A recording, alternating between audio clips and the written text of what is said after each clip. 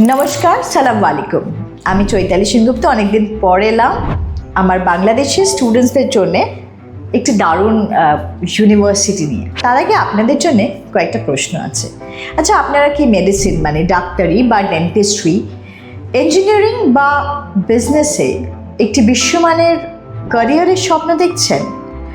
But একটু কিছু তো থাকেই, সেটা হচ্ছে সাশ্রয়ী তো ইউনিভার্সিটিটা, মানে অ্যাফোর্ডেবল তো, ফিনান্সিয়াল অ্যাফোর্ডেবিলিটির কথা বলছি। এবং যদি সেই অপশানটা এশিয়ার মধ্যে হয় তো কেমন হয়? আজকে আমরা চলুন ড্রাইভ দিই সবাই মিলে মালয়েশিয়ার কুয়ালালামপুর বিচের কথা বলতে চলছি না, ওটা তো ঘোরার জায়গা। আমরা মালয়েশিয়ার মাহাসা ইউনিভার্সিটি নিয়ে আজ কথা বলবো।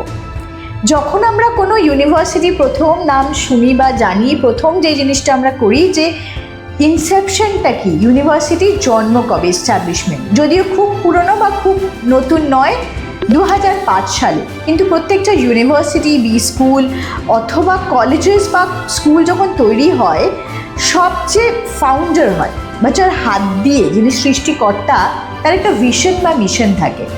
উনি কিন্তু নিজেও একজন ডক্টর।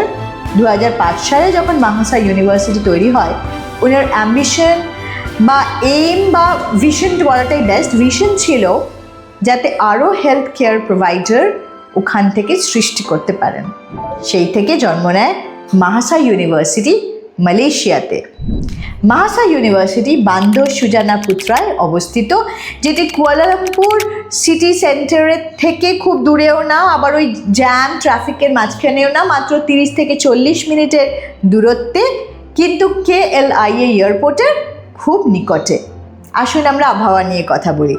এখানে হিউমিড ট্রপিক্যাল কান্ট্রি এবং ক্লাইমেট, যার ফলে 27 ডিগ্রি সেন্টিগ্রেড থেকে 32 ডিগ্রি সেন্টিগ্রেড মতো টেম্পারেচার থাকে। সানগ্লাস ক্যারি করতে ভুলবেন না, কিন্তু মনে রাখবেন এই টাইপ হিউমিড ট্রপিক্যাল ক্লাইমেটে কিন্তু হঠাৎ করে মুষলধারে বৃষ্টি হয়ে যেতে পারে। তাই ব্যাগের বা ব্যাকপ্যাকের একটি কোনায় ছাতা এবং রেইনকোট করতে ভুলবেন না, পরে কিন্তু বলবেন না আগে থেকে ওয়ার্নিং দিইনি।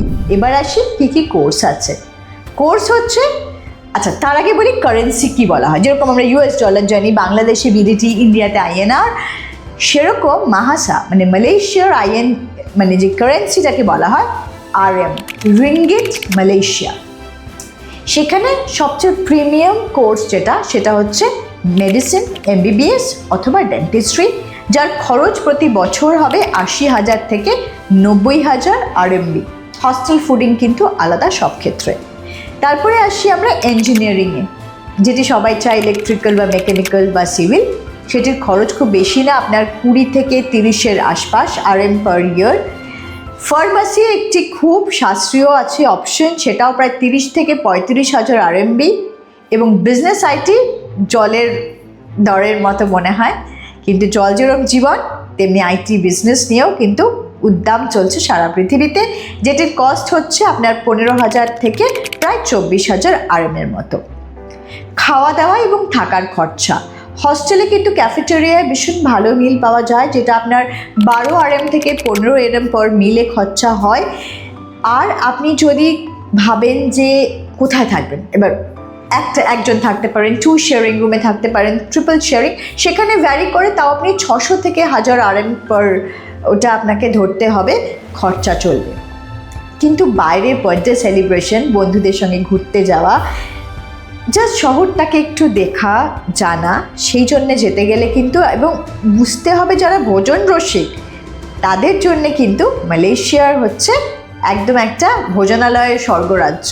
সেখানে নেসিকা নুডলস, মুখের জিভে জল চলে এলো, দারুণ দারুণ খাবার। সেটি খেতে গেলে কিন্তু একটা ভালো হোটেলে 700 থেকে প্রায় 1000-1200 RM অবধি আপনার লাগতে পারে। এবার যাতায়াত, যেহেতু মাহাসা ইউনিভার্সিটি নিজেই একটা নগরী, একটি টাউনশিপ, আপনাকে বাইরে যেতে হবে না।